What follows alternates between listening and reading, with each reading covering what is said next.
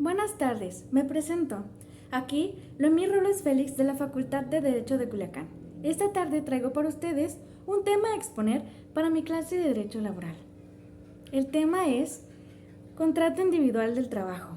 Estaremos exponiendo respecto a los elementos y condiciones en un contrato laboral. También estaremos hablando de los supuestos jurídicos, es decir, los artículos de nuestra ley federal que hablan sobre un contrato de trabajo.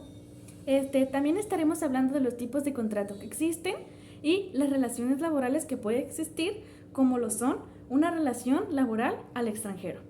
Sin más, podemos empezar. ¿Qué es un contrato laboral?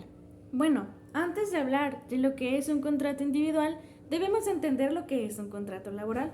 Un contrato laboral es el documento en el que empleado y empleador pactan un vínculo en el cual nacen derechos y obligaciones de mutuo cumplimiento. Pero, ¿qué es lo que dice la ley federal respecto a una relación laboral? En su artículo 20 dice lo siguiente: se entiende por relación de trabajo o laboral a cualquiera en el que el acto le dé origen a la prestación de un trabajo personal subordinado a una persona mediante el pago de un salario. ¿Qué es una prestación de trabajo? Bueno, es cualquier tipo de prestación de servicios o labores de manera subordinada a alguien para que te pague. ¿Qué es subordinación? Bueno, subordinación quiere decir que estamos bajo el mando de otra persona, la cual nos va a pagar. Eso es lo que quiere decir en palabras más genéricas o coloquiales, subordinación. ¿Y qué es un contrato individual? Bueno, existen dos tipos de contrato, lo cual son el contrato individual y el contrato colectivo. El contrato colectivo va más allá de sindicatos, es decir, varias personas o varias empresas se unen para pactar responsabilidades. Pero hoy vamos a hablar de un contrato individual. Este es más sencillo, es decir, solo estamos hablando de un empleador y un empleado que se están poniendo de acuerdo en común acuerdo para un préstamo de servicios. ¿Cuáles son las condiciones que debe contener un contrato?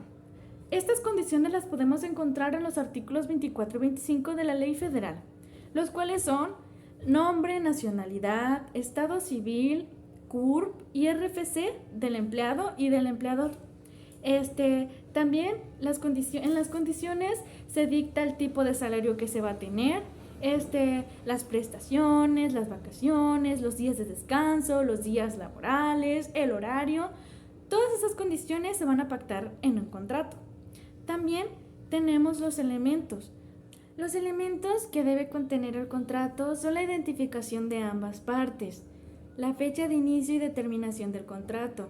No en todos los casos va a tener una fecha de terminación y más adelante vamos a explicar el por qué.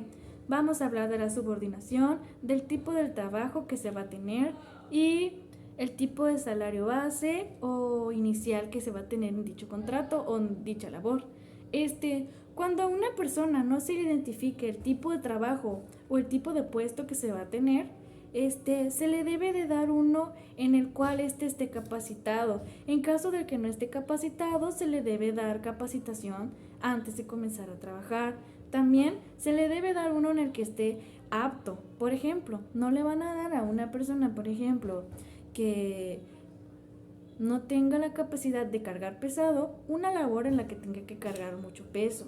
Y así, o cuando estamos hablando de puestos en el que sea hombre o mujer, también, ahí hablamos de las aptitudes del trabajador.